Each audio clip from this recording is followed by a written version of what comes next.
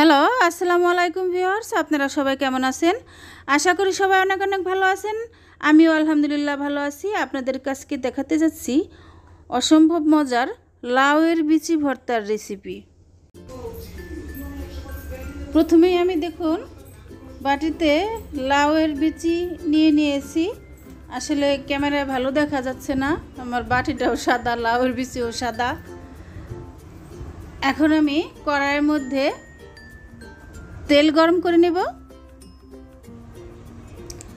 এখন এর মধ্যে ভেজে নেব 4টে শুকনো মরিচ,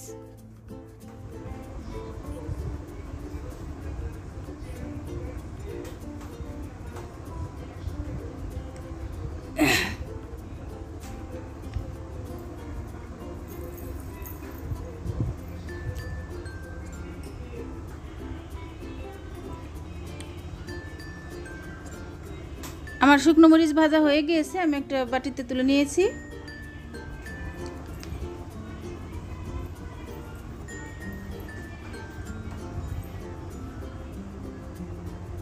এখন এর মধ্যে দিয়ে দিচ্ছি কয়েক কোয়া রসুন, কাঁচা মরিচ,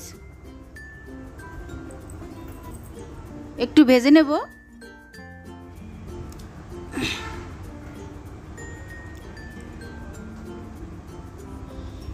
এখন দিয়ে দিচ্ছি পেঁয়াজ কুচি,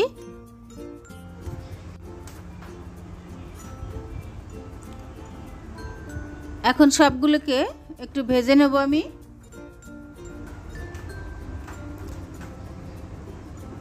আমার বিশ্বাস এই আইটেমের ভর্তাটা কেউ খুব কম লোকেই খেয়েছেন আমার মনে হয়। সচরাচর এই ভর্তাটা আমি কাউকে করতে দেখি না, তো বাসায় একবার হলো ট্রাই করে দেখবেন, অনেক টেস্টি হয়েছিল। গরম ভাতের সাথে খেতে অনেক মজা। আর বন্ধুরা কমেন্ট করে জানাবেন আমার রেসিপিটা কেমন হয়েছে। আপনাদের কমেন্ট পড়তে আমার খুবই ভালো লাগে। আর আমার চ্যানেলে নতুন হয়ে থাকলে অবশ্যই সাবস্ক্রাইব করে বন্ধু হয়ে আমার পাশে থাকবেন। বেল আইকনটি প্রেস করে দিবেন যাতে আমার ভিডিওর নোটিফিকেশন সবার আগে আপনার কাছে পৌঁছায়। আমার সব কিছু ভাজা হয়ে গেছে, আমি একটা বাটিতে তুলে নিয়েছি। এখন আমি লাউয়ের বিচিগুলোকে ভেজে নেব। প্লিজ বন্ধুরা দয়া করে মনটাকে একটু নরম করে সাবস্ক্রাইব করে দেবেন, আমি অনেক উপকৃত হব, আপনাদের কাছে কৃতজ্ঞ থাকব। এখন আমি সবগুলোকে, আমার বিচি ভাজা হয়ে গিয়েছে, আমি সবগুলোকে বেটে নেব। দেখুন আমি আগে শুকনো মরিচ বেটে নিয়েছি, এর মধ্যে রসুন বেটে নেব এক এক করে।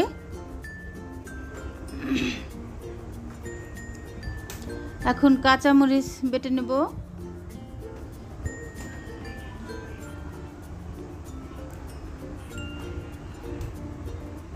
ভাজা পেঁয়াজ বেটে নেব,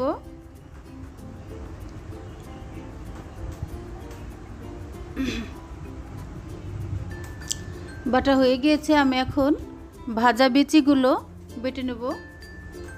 আমি ছোটোবেলায় এই লাউয়ের বিচি ভর্তাটা খেয়েছিলাম, আমার মায়ের কাছ থেকে শেখা। আমার মা এই ভর্তাটা বানিয়ে খাইয়েছিল, আমার মনে আছে। তো ভাবলাম এই রেসিপিটা আপনাদের সাথে শেয়ার করি, যেহেতু অনেক মজা হয়। দেখুন আমার ভর্তাটা বাটা হয়ে গিয়েছে। আসলে ভর্তা বলতেই পাটায় বাটলে সেটা মজা হয় বেশি, ব্লেন্ডারে করলে সেই স্বাদটা পাবেন না। এখন আমি এর মধ্যে নুন আর একটু কাঁচা সরিষার তেল মিশিয়ে মাখিয়ে নিচ্ছি।